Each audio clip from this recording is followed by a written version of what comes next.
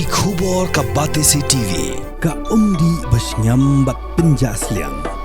Rupa Premium Meghalaya. Net Foodish. Ordar mapi nginwan ramangi hakerdob yeng jongpi.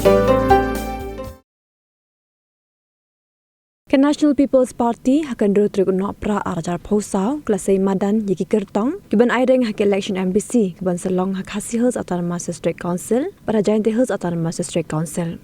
Kakum gotop Kyrtong bela pelat hak gasngi yang bela soy the working president juga NPP Meghalaya State Union ubah hamlet sandokling yang mentaki Kyrtong nak bentak ke Khadc Autonomous District Council kilongkat prangut berarpungut Jhadc Autonomous District Council.